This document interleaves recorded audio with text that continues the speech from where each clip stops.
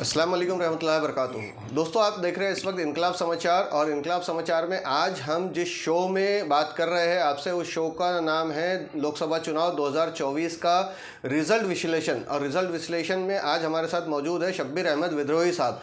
शब्बीर अहमद विद्रोही साहब आज हमारे स्टूडियो में हाजिर है और आपके सवालों के जवाब रखने के लिए आपकी तरफ से जो सवाल हमारे पास पहुँच रहे हैं वो सवालों के जवाब हम आज शब्बीर अहमद विद्रोही साहब से जानने की कोशिश करेंगे कि ये जो रिज़ल्ट आया है इस रिज़ल्ट पर और इस चुनाव के पूरे विश्लेषण पर उनकी क्या राय है। तो शब्बीर साहब, अस्सलाम वालेकुम रहमतुल्लाहि व बरकातुहू। वालेकुम अस्सलाम। सबसे पहले आपका बहुत बहुत शुक्रिया, आपने वक्त दिया हमें, और इस बात के लिए भी शुक्रिया कि आप हमें हमेशा वक्त देते हैं, हमारी हौसला अफजाई करते हैं, हमारे चैनल पर आप तशरीफ़ लाते हैं, हमारे दर्शकों तक आपकी बात पहुंचती है और आपकी बात को हमारे दर्शक सुनते हैं और समझते भी है और जानते भी है कि आप जो है वो बहुत लंबा तजुर्बा रखते हैं सियासत में। तो सियासत पर पैनी निगाह से ये जो चुनाव हुआ है लोकसभा चुनाव 2024 का, 18वीं लोकसभा का, इसको आप कैसे देखते हैं? पहले तो आपके दर्शकों का अभिवादन कर लें, उनको आदाब अर्ज करें, फिर आपके प्रश्न में आते हैं। जी, 2024 के इलेक्शन के 3-4 मुद्दे थे जो मुद्दे को जनता ने स्वीकार किया जी, और इस तरह का रिजल्ट आया। पहला मुद्दा था संविधान खतरे में है जी। तो इस चुनाव ने एक बात साबित कर दिया कि हम किसी को ताकत संविधान बदलने की नहीं देंगे। दूसरी चीज, उन्होंने ये भी कह दिया कि जो एक नारा चल रहा था कि एक मोदी सब पर भारी, लेकिन इस चुनाव ने बना दिया उसको भिखारी जी।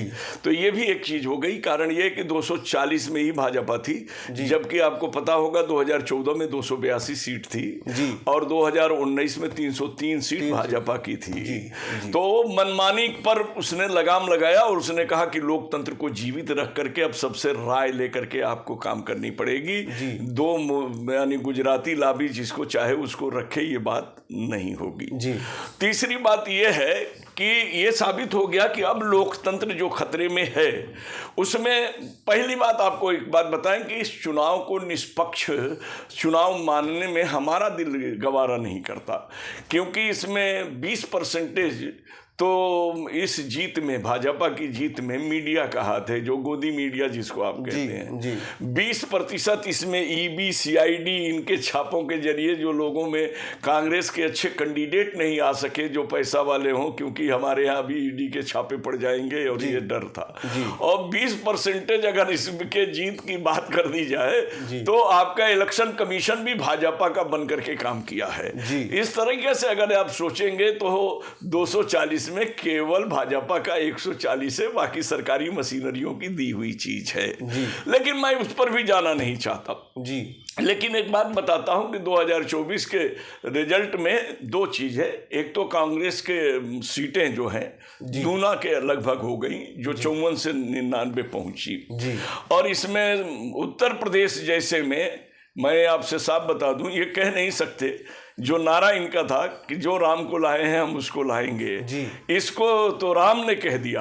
एक बात ध्यान रखिएगा, 2024 में राम ने कह दिया कि तुम नारा लगा रहे जिसने राम को लाया है हम उसको लाएंगे, लेकिन मैं राम हूं, मैंने ये तय कर दिया कि जहां तुम मुझको लाओगे हम तुमको वहीं हराएंगे। तो फैजाबाद की सीट को हारना ये साबित हो गया कि राम जो थे ये स्थापना से जो यानी प्राण स्थापित किया गया।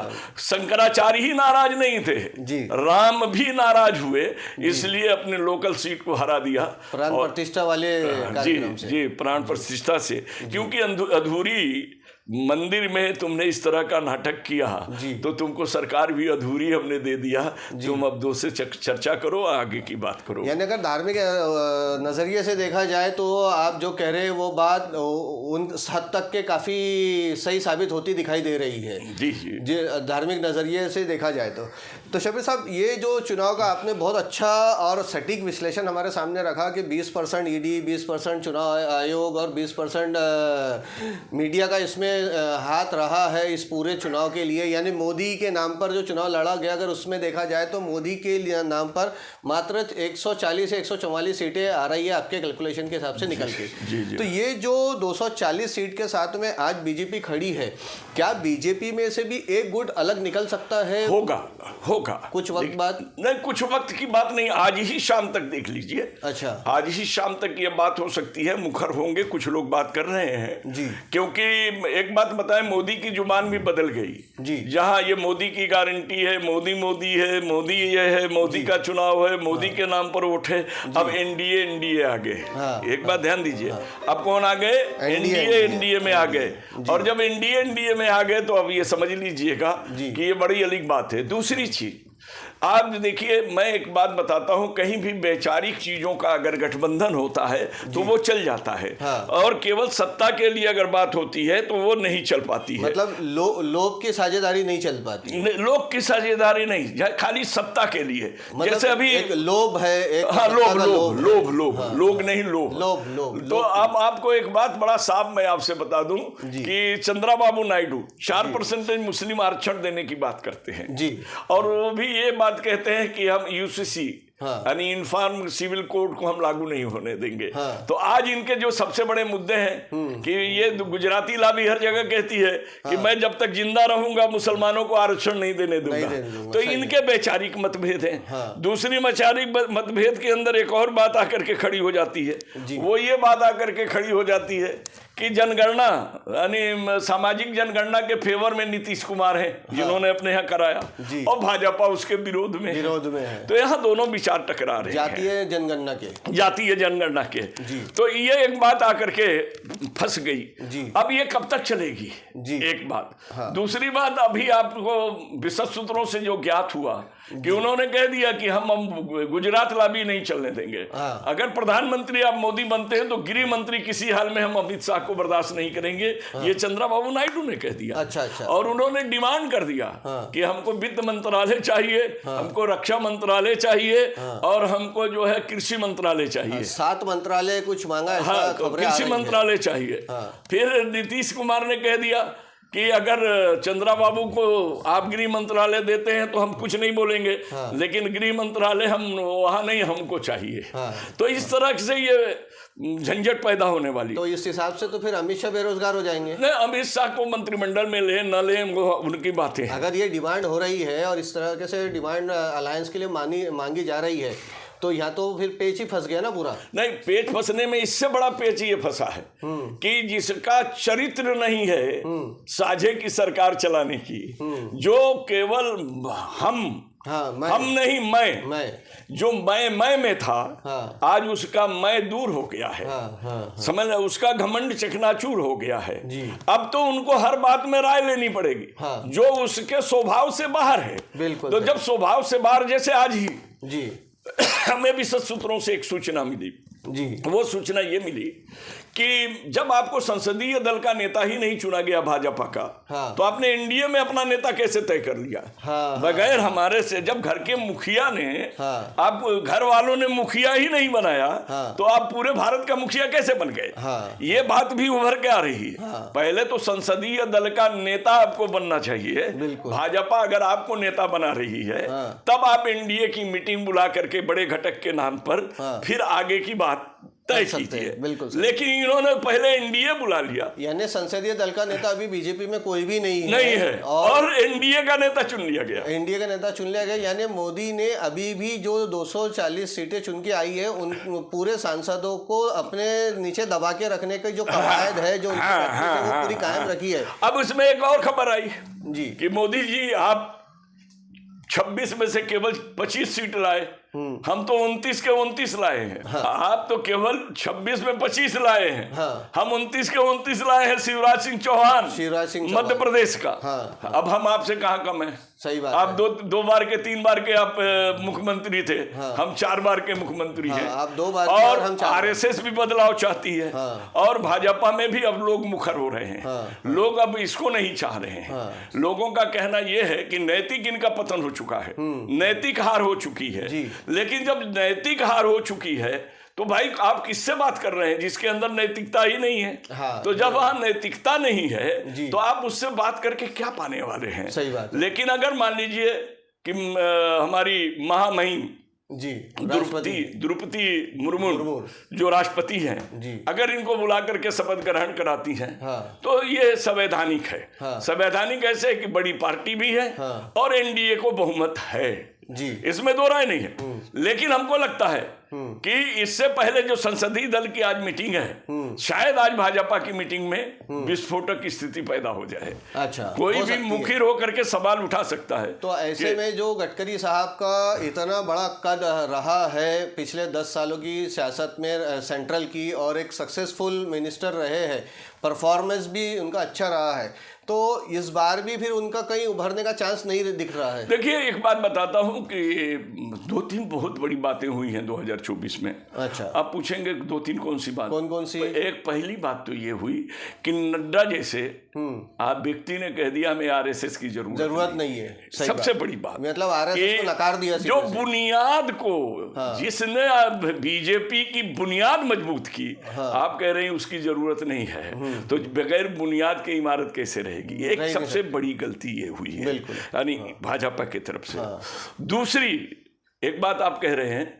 वास्तव में ये जो गठबंधन की सरकार चलाने के लायक अगर कोई व्यक्ति है तो वो नितिन गडकरी है। अच्छा। वो सच में आज तक हिंदू मुस्लिम नहीं किया, आज तक विकास की राजनीति किया, भेदभाव की उसने राजनीति नहीं किया। आज उसके लायक ही है कि वही सबको लेकर के चल सकता है। अच्छा। आज ये इनकी मनमानी से नहीं, इनसे तो टकराव आज नहीं कल पैदा होगा। जैसे पिछला भाषण अगर आप देखेंगे तो अमित शाह ने चंद्रबाबू नायडू को क्या क्या कहा है, छुरा भोंकने वाला कहा, फलाना कहा, धमाका कहा, जी जी जो भी सब कुछ कहा है। लेकिन ये राजनीति है, राजनीति में तो आप जानते हैं कि न कोई अस्थाई दुश्मन होता है, न कोई अस्थाई दोस्त होता है। तीसरी सबसे बड़ी बात क्या हुई है? तीसरी सबसे बड़ी बात क्या है कि अगर कांग्रेस बहुत खामोशी से चल रही है और कांग्रेस ने पीएम का कैंडिडेट तय कर लिया है। अच्छा। वो इसलिए तय कर लिया है कि अगर ये विश्वास के मत में गिर जाते हैं, क्योंकि विश्वास के मत में गिरने का हमें उम्मीद नहीं लगता, लेकिन आप कुछ कह नहीं सकते हैं, क्योंकि राजनीति संभावनाओं से गर्भावित होती है। इनका गर्भ संभावनाओं से ही होता है, समझ लीजिएगा। कहीं नीतीश कुमार और इन्होंने मंत्रिमंडल का मामला नहीं मानने वाली बात अगर आती है शपथ ग्रहण के बाद, तो विश्वास के मत में अगर सरक जाते हैं तो ये विश्वास का मत। आप ऐसी आशंका जता रहे कि जैसा महाराष्ट्र में देवेंद्र फडणवीस के साथ हुआ कि सुबह सुबह है तो अंधेरे में है तो सरकार बनी और उजाले में सरकार गिर गई, मतलब मुख्यमंत्री अंधेरे बने और उजाले में मुख्यमंत्री नहीं रहे, तो वैसा ही मोदी के साथ खेला हो सकता है। जी हो सकता है कि अंधेरे में जी, लेकिन उसमें एक ये भी खबर आ रही है कि आरएसएस को मनाने की बात चल रही है। अच्छा। कि जाने दीजिए मोदी जी 75 के जब हो जाएंगे तो इनको रिटायर कर दिया जाएगा, तब तक मोदी जी के फेवर में रही है। लेकिन आरएसएस ने अपनी मानसिकता बना ली है कि आरएसएस के भी जब से सबसे बड़ी बात क्या है कि हमारे नितिन गडकरी से पहले आरएसएस की सबसे बड़ी चॉइस जो है वो शिवराज सिंह चौहान है। आरएसएस की सबसे पहले गडकरी से ज्यादा वो उसका एक और रीजन प्रेफरेबल है। प्रेफरेबल 4 बार के क्योंकि वो ओबीसी में आता है, समझ लीजिएगा। अच्छा। और ये ब्राह्मण में आते हैं।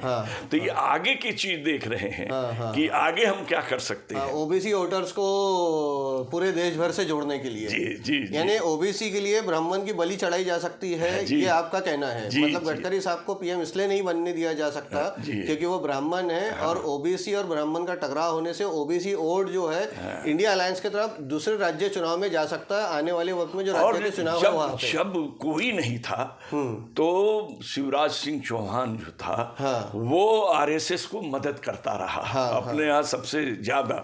तो आप जानते हैं ना कि फलदार पेड़ को कोई काटता नहीं है जल्दी, सही। लेकिन एक फल देने वाला दूसरा भी पेड़ है, लेकिन उस पेड़ के फल से ज्यादा जहर अगर पैदा होता है तो फिर दिक्कत पैदा हो जाएगी। जैसे फूलों में में गुलाब राजा है मगर कांटों में खिलता है। समझ लीजिए, अब मोगरा में कांटा नहीं होता है, खुशबू है। इसलिए किसी भी महिला का जूड़ा जो है मोगरे से बनाया जाता है, गुलाब से नहीं बनाया जाता। गुलाब से हार बनता है, जूड़े में बांधने वाला चीज नहीं बनता है।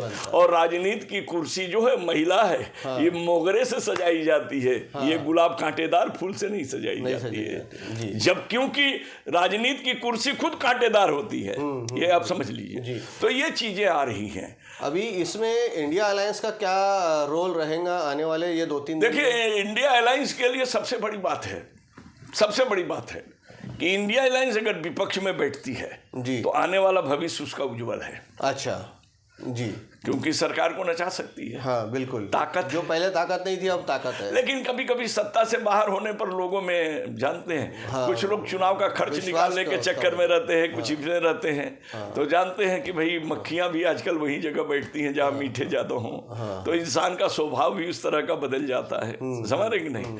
तो ज्यादा लंबा चलेगा तो हो सकता है कि इंडिया अलायंस में भी फूट पैदा हो सके।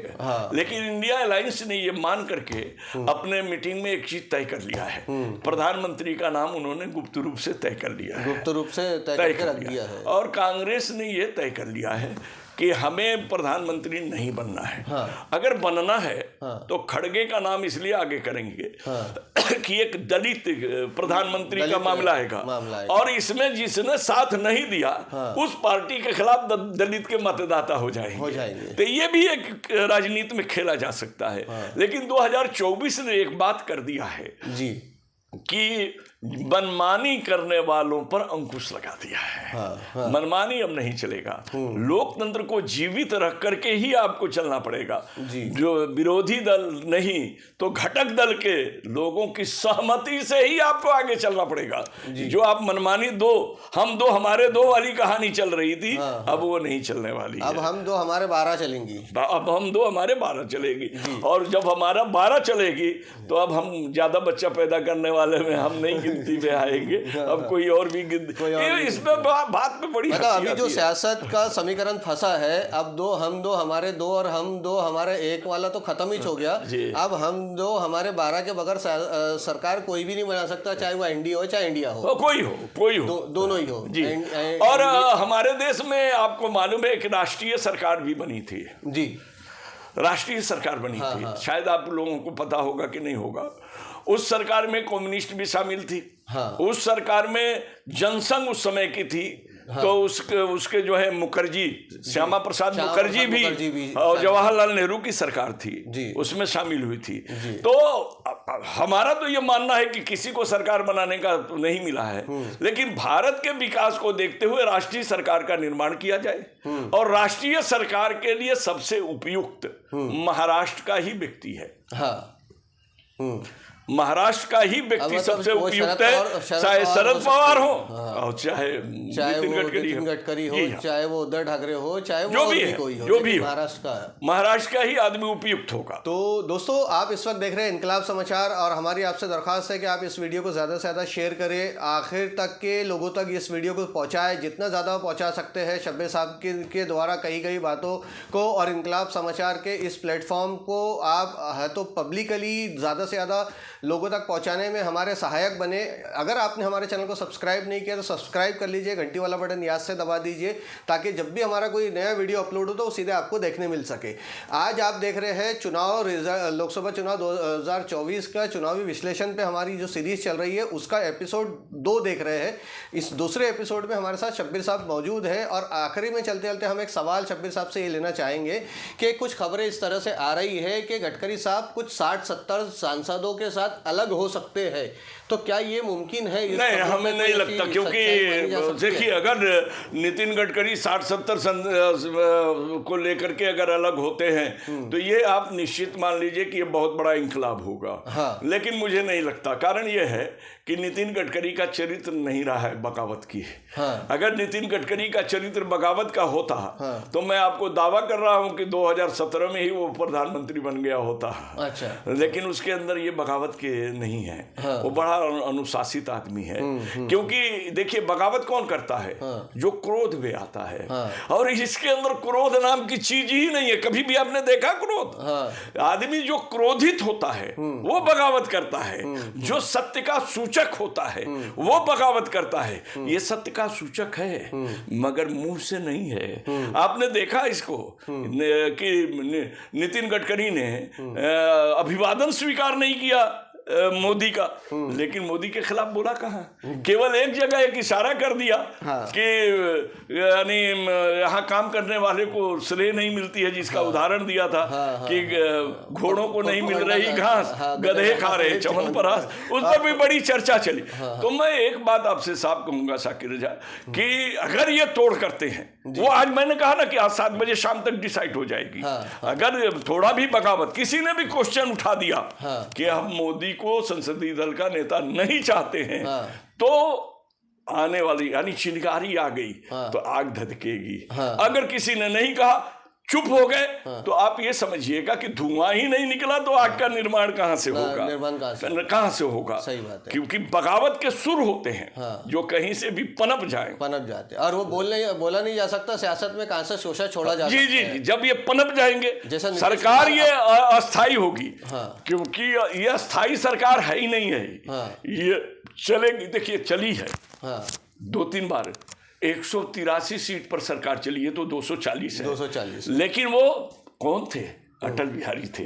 वो कौन थे? मनमोहन सिंह थे। समझ लीजिएगा, उनका चरित्र बहुत अलग था। वो अलग था। और वही गुण नितिन गडकरी में है। अगर 240 में नितिन गडकरी को ये बनाते हैं तो वो सबको लेके चल जाएगा।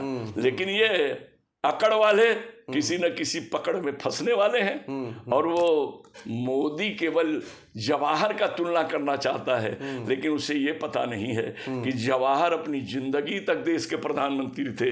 मरने के बाद कुर्सी गई थी, जनता ने उसे कुर्सी से नहीं हटाया, उसको मौत ने कुर्सी से हटाया। और जब वो हमेशा रहा तो बहुमत के साथ रहा, अल्पमत में उसने सरकार बनाने का काम नहीं किया। सही बात है। तो दोस्तों, इनकलाब समाचार के इस एपिसोड में शब्बीर साहब से आपने जाना कि क्या सिनेरियो है और क्या हो सकता है। गडकरी साहब के भी ताल्लुक से उनकी जो राय है वो सुनी। देश के प्रधानमंत्री नरेंद्र मोदी के जो कार्य पद्धति है उस पर भी आपने उनके ख्यालात को सुना। इस वक्त में हमारी आपसे दरख्वास्त है कि आप इनकलाब समाचार के ऊपर में अपने बिजनेस का एडवर्टाइजमेंट भी दे सकते हैं, और हमारे दिगर जो प्लेटफॉर्म है उस पर भी आप अपने बिजनेस का एडवर्टाइजमेंट दे सकते हैं। और हमारे उस प्लेटफॉर्म से बिजनेस रेवेन्यू मॉडल में आकर के आप अपने लिए बिजनेस के प्रमोशन एक्टिविटी को भी है तो हमसे जुड़ करके अपने बिजनेस को कामयाब बना सकते हैं। दोस्तों, मिलेंगे इंशाअल्लाह अज़ीज़ अगले वीडियो में। आपके सामने एक नए प्रवक्ता के साथ में हाजिर होंगे, एक नया विश्लेषण आपके सामने रखेंगे, नए विश्लेषण पे बात करेंगे। और आपके सामने हम नागपुर शहर के कुछ ऐसे चुनिंदा पत्रकारों को भी लाने जा रहे हैं इंशाअल्लाह अज़ीज़, जिनकी राय आपको सुननी चाहिए। इसलिए इस वीडियो को तो शेयर करें, साथ ही साथ सब्सक्राइब भी करें, ताकि नागपुर शहर के चुनिंदा उन पत्रकारों को जिनकी सियासत में बहुत पैनी नज़र है, सियासत को बहुत अच्छे से समझते हैं, उनको भी आपको सुनने और समझने और जानने का, उनके विश्लेषण को भी जानने का मौका मिलेगा इंशाअल्लाह अज़ीज़। तब तक के लिए इजाज़त दीजिए। अपना बहुत बहुत ख्याल रखें। जज़ाकल्लाह खैर। अल्लाह हाफ़िज़।